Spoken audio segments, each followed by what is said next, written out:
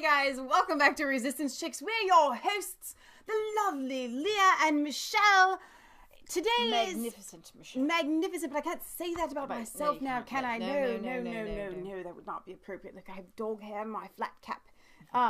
Okay, so today is the 19th of February, 2019. Our very own Horatio McSherry, our UK correspondent, sent me a video today of your favorite Brit, or one of them, kind of losing a little bit of that, and mine, Mr. Nigel Farage, being interviewed by, Horatio calls him Gorgeous George. I do really like to listen to George Galloway, I have to be honest.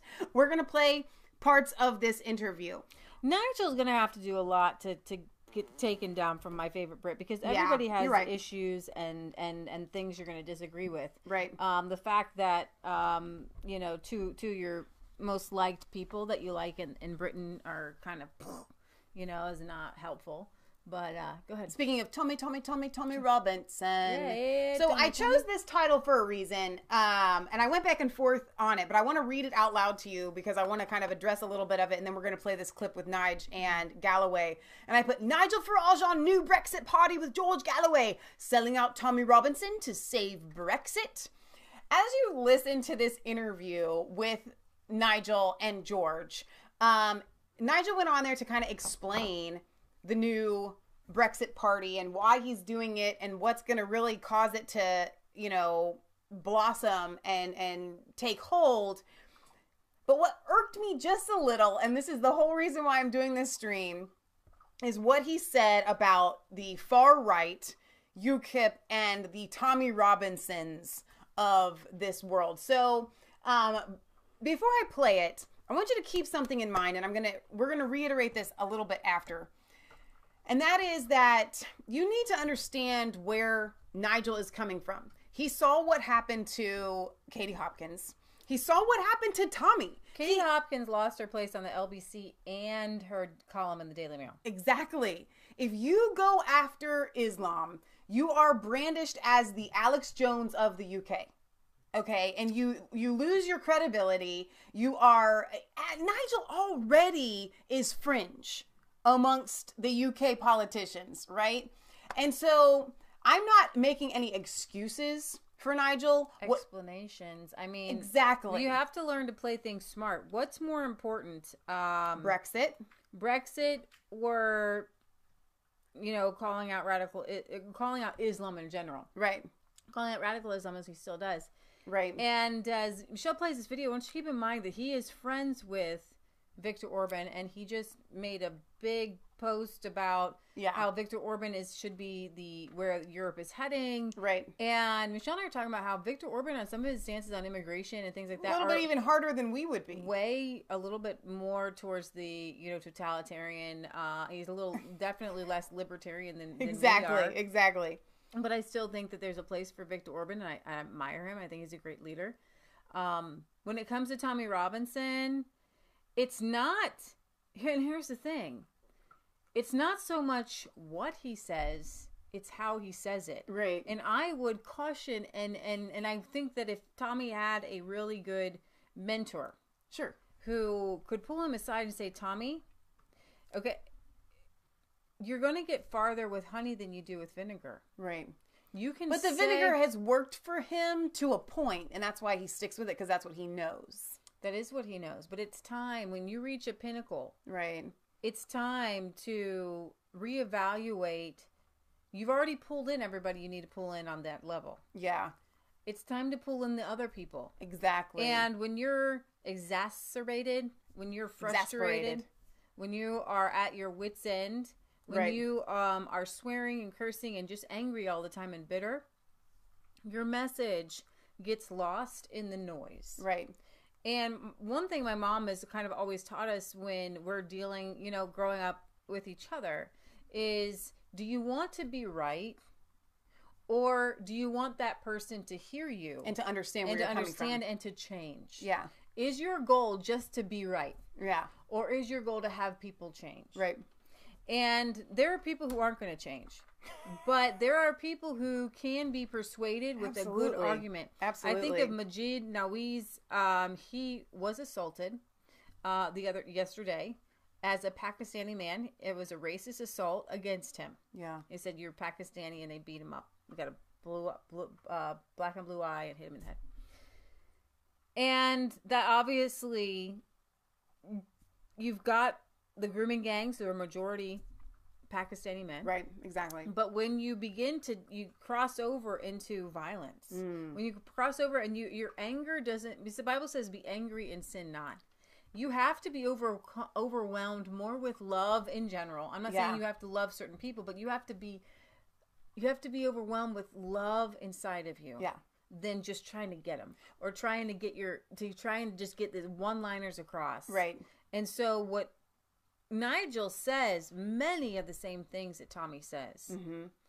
And when it comes to, Britain First and Jada, who Jada Franson, I stand behind and Paul I stand Golding. with, but caveat, they've gone, and I'm going to say, I don't like the word extreme. I don't like the word far right. I don't like any of those words. But their anger and their frustration and their obsession has taken them to a dark place. Yeah. And when you're trying to overcome extreme evil with Christianity, it always has to be done with peace and love. Yeah. And when you're saying the things that you're saying, if you're not delivering them with a message of love, you're going to lose a lot of people. And especially in our political climate we have today, you have to be as wise as serpents and harmless as doves. Because you've got people who, pre the election in 2016, you could say anything. You could do anything. You could put your words out there. Exactly. But we don't live in that era right now. And if you want to not be unpersoned, be cautious and be careful. I'm not saying, yes, I am saying to censor some of your words. I am saying to think what you're going to say. Right. And then think about how people are going to react to it. I'm not saying to be like the communists who pretend and say something different. Yeah. I'm saying reword your words. And like you just said, you have to be wise, and that's where it comes into play, because thank you, Sydney, that was beautiful. That's our dog. When you're in the midst of this war that we're in, where they hold the button, they hold the power to take you out and to take you down and to make you voiceless. They have gotten rid of Laura Loomer's PayPal. We literally are in the movie Ready One Player, and I wouldn't encourage everybody to go watch some sort of like video game movie, but I do encourage you to watch it, because we're in that movie. You're watching it. We hooked in to Ready One Player. Right. Now, so you have to be wise about what you do. I'm not saying to what's the word that I want, compromise your beliefs at all, because we don't do that here at Resistance Chicks. But at the same time, we don't go and seek out trouble where the Lord hasn't led us to do so. Exactly. Perfect example, Alex Jones. I could tell everybody, all these wonderful people who I think are doing a great job, Laura Loomer, Milo, Roger Stone. Twitter has a very ambiguous hate speech and rules, but I'm telling you, I figured out what it is. You can't personally attack people, nor can you use their platform to go up into somebody's face on Periscope. Right. And go up into people's faces. Yeah. I'm sorry that the left can go up into Donald Trump's face. I'm sorry that the left can go up into no one gets kicked off for going up into... That there's a double standard is what you're saying. The Republican senator's face. And asking them questions. I'm sorry, but this is the rules on Twitter for right-wing conservatives. If you want to keep your voice, frame your comments as a generality. And you can even mention a person's name, but you can't at them. Well, and here's the thing: it's not a compromise of your beliefs, because we want to go back to Joel Salatin, our favorite farmer. Okay, they said that he couldn't build homes or not homes, but units for his apprentices and interns to stay in. Okay, but there was a rule and a law that you could build hunting cabins. So they built hunting cabins, and they told everybody, we get up every day and we hunt vegetables. Right. Okay. You play within their rules and you still get your job done. Now, this isn't the exact vein that I wanted to go down, but I'm glad that you did because my whole thing was I was mad at Nigel. And I wanted to explain to you guys why he did what he did. Because when I listened to it, I was upset that instead of taking the stance of, you know what, maybe Nigel doesn't agree with the way that Tommy says things. He should have said, and he should have done this from the very beginning, I support Tommy's right to say the things that he said. But actually, Nigel has come out against Tommy Robinson on more than one occasion, and it makes me upset. And so, as much as we're saying that Tommy doesn't do things the right way, and he could rein it in, and he could be a little bit more wise and not go to jail and whatnot and the other, but at the same time, what Nigel is doing is wrong as well. We have two different extremes, and wisdom comes in the middle. Well, we're talking about Katie Hopkins said that she wanted to see Anne-Marie Waters, Gerard Batten, and Nigel come together for the common cause. The thing is that Anne-Marie Waters was kicked out, or she left UKIP because she was too extreme. And here's the thing: when you become obsessed with something, and I understand in Britain that's a big issue for you right now, Islamism. Islam taking over things. However, Michelle made a really good point. If you're going to tackle Islamism, it has to be after Brexit is complete. Exactly. You have to make it, you have to have a percentage of the things you talk about. And Islamism cannot be more than 50% of what you talk about. Yeah. Because if that's constantly what you're hammering on, you're going to turn off the people that you need to get Brexit done. Right. And I think that that's what Nigel's goal is. I said to Leah, I think it'll be really interesting to see the way that Nigel comes out after Brexit is completed, after the UK is their own democracy and they're not underneath the thumb of the European Union, after all the dust settles. I think that you will see a more emboldened Nigel, because his life's work and his life's goal has been Brexit. Okay. And he is not willing to sacrifice anything that's going to get in the way, if that makes sense. Yeah. And so, is he selling out Tommy Robinson to save Brexit? I would say yes. Is that wrong? Yes. Does he need to do it? No. Okay. But those are his reasons for doing it. And I don't think that they're wrong reasons. I just think that he doesn't need to do it. Here's the thing. I think he does. Well, but not in the way. What I'm saying is not in the way, like sell him out, like call him out like I disagree with him. No, and that's the government should be going after him, and he should be arrested because what he did was wrong. I mean, he doesn't need to be doing any of that. He doesn't. To save Brexit. However, between Gerard and Anne-Marie, they're not playing it smart for Brexit. They're not. They have ruined UKIP. And yeah, it became the Islam party. If you wanted it to be, because it's the thing that people were feeding off of, and their anger and their frustrations. Right. It wasn't a party of hope. You have to have a party of hope. Nigel wants a party of hope. And if you don't have hope, then you don't have a message. Right. Okay? Well, and unfortunately, what Tommy doesn't have is the power of God. He has the power of God from people that are supporting him, but he himself doesn't. The Holy Spirit. Doesn't go to God. He's not a Christian.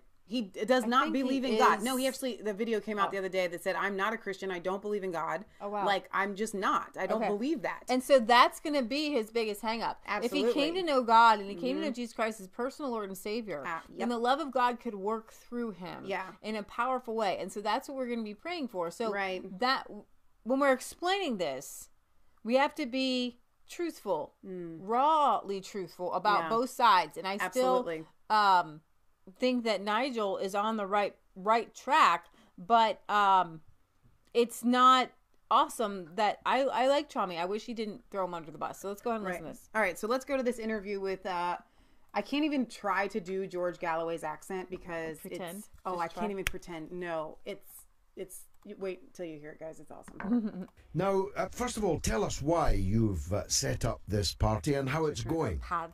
Well, the reason is very simple. Yeah. We voted in a referendum, and one in which you and I stood shoulder to shoulder, saying we should take back control democratically of our lives in our own country. We voted for it. We won. We had a general election the year afterwards in which 85% of voters voted for parties saying, trust us, we'll take you out. We then saw an incredible 498 MPs vote for Article 50, which said, on the 29th of March 2019, we leave either with a withdrawal deal or without one. And yet, here we are, 42 days away from that date, And we see attempts by the Blairs and the Dominic Greaves and even the Speaker of the House of Commons to frustrate or stop Brexit from happening. And I'm not going to stand idly by after a quarter of a century of fighting hard. I did fight damned hard for us to become a free, independent, sovereign nation. I will not stand aside and watch these people throw it away because their friends in big business tell them it's the right thing to do. So we formed the Brexit Party, and for me it's very sad in one way because obviously UKIP was very much my creation in a sense, but UKIP under its new leadership has decided to go down a sort of a far right anti the religion of Islam as opposed to being concerned about the extremes of Islam direction. Looked at it. Has involved the Tommy Robinsons of this world, who I just don't think electorally are the right people to be involved. So we formed the Brexit Party. It was registered with the Electoral Commission this time last week, and I can tell you that at the moment 10,000 people every single day are registering their support for it. Well, that is extraordinary. I have said on here many, many times that our great tragedy was that though we won the referendum, neither you nor I were in the Parliament, nor anyone else who would properly stand up for Brexit. The conservative pro-Brexit crowd you wouldn't buy a second-hand car from, and you'd lock up your daughter and your wife if they came calling, and your son in some cases. And so there was nobody in Parliament actually fighting for Brexit. And the result is misery, isn't it? We've got a Parliament that overwhelmingly hates Brexit. And therefore, how could they be expected to properly deliver it? But having said all that, Theresa May... Now, I want to pause it right here because you guys can watch the rest of the video, but I wanted to just play clips. I'm going to skip ahead to minute 5 here because I wanted to play the parts that stood out to me with Nigel. So the first part was him explaining why he's doing this party, and the second part kind of a little actually delves into that a little bit further. So being a George leads into this. Brexit, is it predicated upon us fighting the European Parliament elections because we've delayed leaving? What's the game plan? Well, there are 3 outcomes here that are possible. One is that we leave with her deal, which will not be amended significantly. I do not believe that will happen. The second is we leave without a deal, which at the moment looks like rather the best deal to me on WTO terms. And if that happens, then I'll be very happy because we can, basically get on with our lives. But I don't believe that will happen. I think that what's going to happen here is they're going to kick the can down the road as they've done throughout this whole process. And I think the Yvette Cooper amendment that didn't quite get through the other day, I suspect at some point in the next few weeks that will pass. And I think Brexit is going to get, Article 50 will get extended, and that means we'll fight the European elections. So, George, what I'm saying is this. I am saying to them, right, you get your house in order in every sense. Deliver us a Brexit that is recognisable for what we voted for. If you don't, then I will lead the Brexit Party, the new Brexit Party, into those European elections, and you will get the biggest electoral shock we've ever seen in this country. And your slogan will be, tell them again. Tell them again is the idea that I'm currently working on. Why not? Tell them again. But this time do it louder and do it even bigger than before. And if we do that, and if I'm right, that in a context of that European election, we will see literally an electoral revolution against the established Labour and Conservative parties, then I think at least we will stop them ever trying to force a second referendum upon us. I believe that we will get Brexit. I think the genie is out of the bottle. I just think there are some more big battles to fight first. If I may, here's my advice. Yeah. Keep it as a one-issue party. Don't be right-wing, don't be left-wing. Don't get drawn into having a view on transgenderism or gay rights or any of the rest of the political furniture. Just be single-minded, absolutely focused on making sure that what we voted for is implemented. That's my advice, Nige. Well, I tell you what, I take it 100% and I agree with it. This is the most important. So I want to pause it there because somewhere in there I missed the Tommy Robinson bit, but that's okay because I wanted to play all of that. All of that was on my docket to play. Do we have to hear the Tommy Robinson bit? Well, I guess we don't. You guys can go back and watch the video, but he literally is talking about how UKIP was pretty much, I guess we don't have to. You guys can go. I'll leave a link to this video if you want to, in the description. description. It sounds hard, though. No, it really wasn't that. It wasn't. I would just need to find it. But before I do, I want to address a couple of points that Nigel made. Hang on a second. Let me make this big. And that's this. He thinks that going into these European elections, should the option 3 that he laid out be what happens, where they get their little amendment to kick the can down the road beyond March 29th, that then they'll go into the European elections and he'll go in there both guns blazing, right?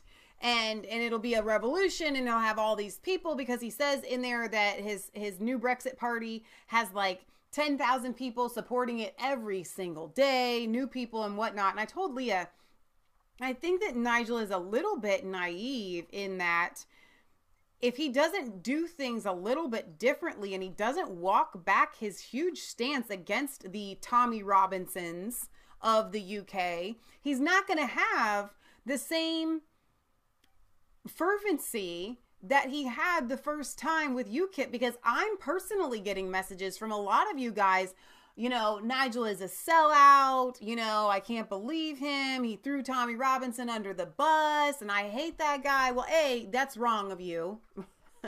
You shouldn't be taking that stance. But B, that's the opinion that a lot of people have. And so, you know what, Nigel, you don't have the support of those people anymore because you labeled a lot of people as far right that aren't, and it's offensive. It's like when they do that to the Trump supporters. This is from Vice, and I don't really trust them, but I want to kind of give you a couple facts here. The Brexit Party claims to have attracted about 100,000 supporters. In terms of actual politicians, 7 MEPs have joined so far. All of them are former UKIPers who left in protest after its current leader, Gerard Batten, a man who describes Islam as a death cult, aligned the party with the Luton-born far-right leader Tommy Robinson. The mass exodus that followed was, of course, led by Farage, who at the time wrote a bleary-eyed piece in the Telegraph claiming that UKIP had morphed into something unrecognizable and that he had a heavy heart leading. But for the oh his butt darling, of course I condemn racist and posturing, Farage's decision to leave UKIP is an apparent rejection of extremism, always smelled of blankety blank. Just months prior, he claimed in an InfoWars interview that the European left was allied with radical Islam and wanted to abolish the nation state, which is actually pretty true. So Worth a look on YouTube says, if they extend Article 50, then I can't see it ever happening. And if so, I hope the country shows the government who's boss in a non-violent way. Though I am curious, amongst our UK viewers that are in the chat right now, how many of you are thinking, okay, I'm going to join Nigel's Brexit party? Because here's the deal. I understand it, and I am kind of behind it, because at this point, you're going to have to deal with Islam for many, many, many, many, many years to come. Yeah. But you will not be able to deal with Islam if Brexit doesn't happen. You will not. We've got Angela Merkel, that's floodgates have opened to let all sorts of migrants into your countries, all of the countries in Europe. And so if you don't deal with Brexit first, get on your own, it's kind of like putting your life mask on first. Right. So that's the message that I have. You know what? You might need to swallow your pride and continue to support Tommy, continue to support Nigel, use your own brain. What about when your two best friends clearly get a spat or something? Exactly. Kenneth Curtis says, why does Nigel think Brexit needs those that support Islam? It's not that, actually. It's a matter of being deplatformed. Like we talked about at the beginning of the show. It's not that he's trying to appeal to the Brits that support Muslims or Islam. That's not it at all. he knows that if he starts to speak out the way that Katie Hopkins does, or the way that Tommy does, not that he would ever do it in that way, but to be as fervent, then they will unvoice him. They will pull him from LBC. They will smear him. He will never be able to legitimately show his face on like a Fox News again. They will take him off of Twitter. They will take him off of Facebook.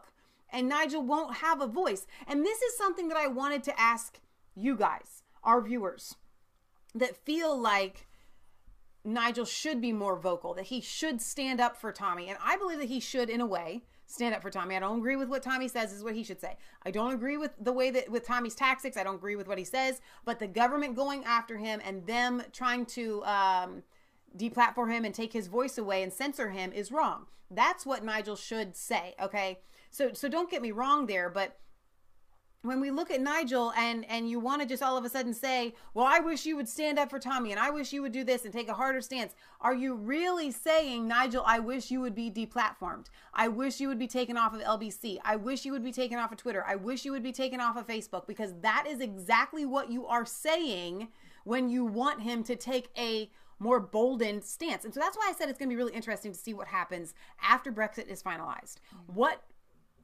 does Nigel do after that? I believe his voice will be loosened. I don't think he really cares about being on the LBC in as much as he knows that he needs that platform to make sure that Brexit happens. Right. So I think maybe people are a little bit too hard on Nigel. So let's see. Simon says, what he's doing is splitting the UKIP vote, self-sabotaging his Brexit cause. And I'm worried about that too. Not on purpose, but he is doing that because there are so many people that are they don't like change. They're in UKIP. They're not going to join the Brexit party. Right. And so it does make it, but so many people have already left left UKIP. And so if they join the Brexit party, let them join the Brexit party. You know what I'm saying? It doesn't really matter. So I think Leah's pulled up this Shamima Begum latest update. But before then, let me get to a couple more comments. Don't agree with Nigel attacking Tommy, but Nigel, to me, is still Brexit king. Absolutely. He also says, with Nigel, 100% he wants and has always wanted to leave the EU. UKIP can still be a force without him also. Whichever is the quickest and best to make sure Brexit happens will happen. Kenneth says, Nigel is the planned and controlled opposition, subversion from within. I would disagree with you there. Tommy is supposed to left a far-right party, and now he's labeling UKIP as far-right. So does that make him far-right? I know. It's all very, very confusing.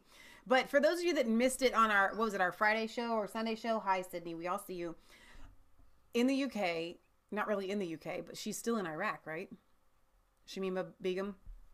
She's an ISIS bride. Where is she at right now? I don't actually know because I thought she went to Syria. Did she? She went to Syria, I thought, to fight for ISIS. Okay. Well, either way, she's not in the UK right now. The thing of it is that I think Nigel pointed out that she has dual citizenship, and that's why they have revoked one of her citizenships. But if she was only a UK citizen, they would probably bring her back. Right. So actually, yeah. Let me pull this tweet up so you guys can see it for yourself. This is Nigel's Twitter here. He says, when the next ISIS bride begs to come back to Britain and doesn't have dual nationality, she will be allowed in. Don't think that the government just got tough. This problem is not going away. So Nigel is tough. Okay. He just tries to be real smart about Sydney, his toughness. They did revoke her UK citizenship. And so that means that she can't come back. But like Nigel just pointed out, that doesn't mean that this is going to be, for every ISIS bride. Apparently there's one in America that wants to come back as well. And so I think that they maybe have like unleashed some of these people. I don't know. But Horatio McSherry said, be interesting to see what the legal position is behind this. International law is that someone shouldn't be left stateless, not that they can't be. However, I would think that the position is that revoking her citizenship is legal as she joined the Islamic State and therefore is a citizen of the Islamic State of Iraq and Levant. Could also be that it's a PR exercise as it's legally dubious and they expect it to be overturned by the appeal court. So there's another woman trying to go back into Canada. Anything else to give you, man? She says I should be allowed to go home, a pregnant Alberta woman who moved but to Syria. What I'm saying is, with her ISIS-supporting husband and two young boys. I think they might have unleashed these people. Like, try to get back into your country, and then blow people go together. Up. Unbelievable. Well, that's true, too. I don't know. Worth a Look says, they keep calling her a schoolgirl. She's 19. LOL. That's a tactic, though, to make people think differently and show more compassion towards her. It didn't work, though. And that's the same thing they do. They call the Middle Eastern men Asians. Instead, it's absolutely ridiculous. So what says she got 3 children killed, 2 of them. She is a subsocial. I stole that term. Donna says Nigel has the right fight. He just has on the wrong boxing gloves. Oh, that's interesting. Jean Wallace says she was born in Bangladesh, not a British citizen. Well, obviously she had citizenship. But what if she was fully British? Should she be allowed to come back? That's a very good question. I don't know. So what do you guys think? I want you to leave it in the comments because this is a pretty sticky situation we have between Nigel and Tommy and even this issue right here. MP demands law of treason restored after Brit's ISIS bride. So what about treason when you fight against your country? Yeah, exactly. Well, and I think that's one of the reasons why they were so ready to take away her citizenship. It goes without saying, you left to fight against your country. You can't remain. They should have taken anyone's citizenship away as soon as they leave the country to become a bride of ISIS. Former Home Secretary Jack Straw says Britain has to allow runaway ISIS Brits back. Otherwise, international law would break down. Wow. Jean says she was a chain link family member. Interesting. Sydney, you are so cute right now. Anyway, that's the latest on what's going on with the Brexit party. We are counting down the days to the 29th of March to see what happens.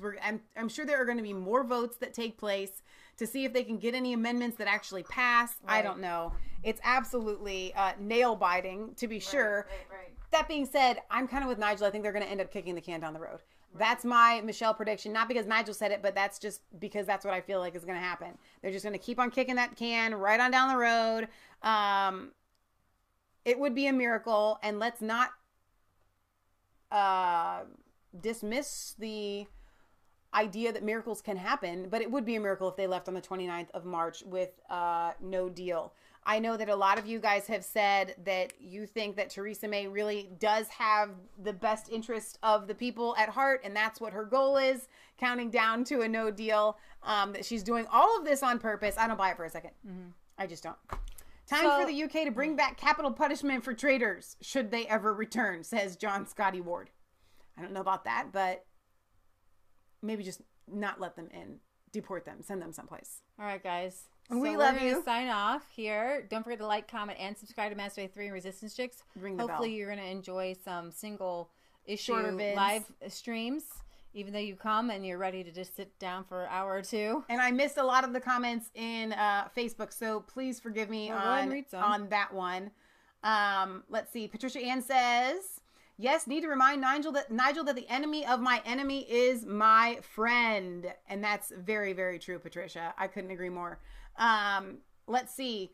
Runer says, if Nigel and UKIP were clever, then they would work together. UKIP can get votes from the North and working class. Nigel can get votes from the disillusioned Tories. Absolutely. Well said. We'll end on that one.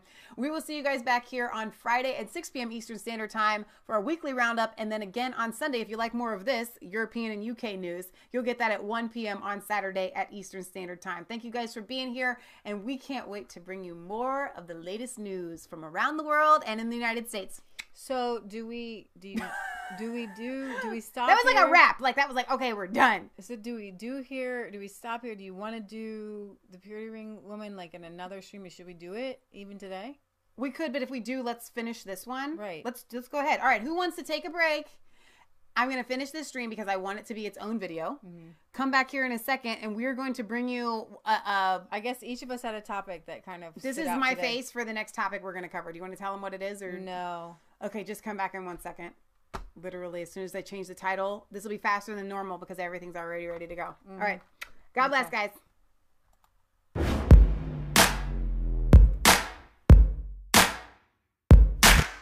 I was cold.